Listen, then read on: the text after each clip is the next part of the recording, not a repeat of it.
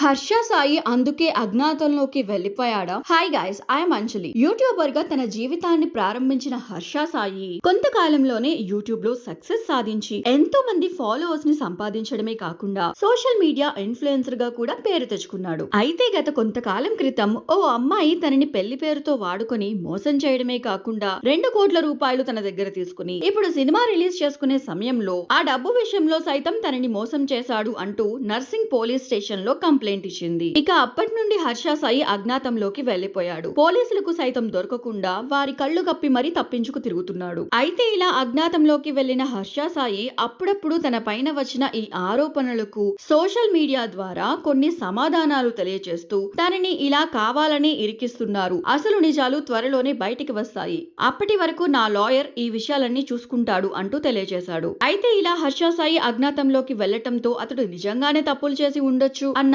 అనుమానాలు మరింత ఎక్కువవుతున్నాయి. దానికి తోడు అతనికి సంబంధించిన ఒక వీడియో మరియు ఆడియో ఒకటి బయటకు రావడం జరిగింది. వీడియోలో హర్ష సాయి ఒక వీడియో చూపించి అమ్మాయిని బ్లాక్ మెయిల్ చేస్తున్నట్లు అర్థం కాగా, విడుదలైన ఆడియోలో అవును నేను బెట్టింగ్ యాప్స్ ని ప్రమోషన్ చేస్తాను, దానిలో తప్పేముంది, నేను అలా చేయడం ద్వారా ₹1 కోటి తీసుకుంటాను, ఇంకా ఆ యాప్స్ లింక్స్ తో ప్రమోట్ చేస్తే 2 నుండి 4 కోట్ల వరకు వస్తాయి, అది నా రేంజ్, నేను చేయకపోతే వేరే వాడితో చేయించుకుంటారు, అందుకే నేనే చేసి డబ్బులు సంపాదిస్తున్నా అంటూ ఆ ఆడియోలో అసలు విషయాలు బయట పెట్టాడు. అది మాత్రమే కాకుండా ఈ విషయాలన్నీ బయట ఎక్కడా చెప్పకు అంటూ ఆ అమ్మాయికి తెలియజేయడం జరిగింది. ఇప్పుడు బయటకు వచ్చిన ఆడియోతో హర్ష సాయి బెట్టింగ్ యాప్స్ ని కూడా ప్రమోట్ చేస్తాడు అన్న నిజం బయటపడింది. ఇలా ఒక్కొక్కటి బయటకి రావడం చూస్తుంటే హర్ష సాయి త్వరలోనే ఈ కేసులలో తగిన శిక్ష అనుభవించే అవకాశాలు ఎక్కువగా ఉన్నట్లు అనిపిస్తుంది. ఒకవేళ హర్ష సాయి నిజంగా ఎటువంటి తప్పు చేయని వాడు అయితే ఇప్పుడు ఉన్న పరిస్థితుల్లో ఆ విషయాలన్నీ వీలైనంత త్వరగా నిరూపించుకోవాల్సి ఉంటుంది. లేకపోతే అతని కెరీర్ ప్రమాదంలో పడుతుంది అనడంలో ఎలాంటి సందేహం లేదు. మరి ఈ విషయాలపైన హర్ష సాయి ఎలా స్పందించనున్నాడు అన్నది చూడాలి. అలాగే హర్ష సాయి విషయంలో మీరేమనుకుంటున్నారో కింద కామెంట్ సెక్షన్ లో తెలియజేయండి. ఈ ఇన్ఫర్మేషన్ గనుక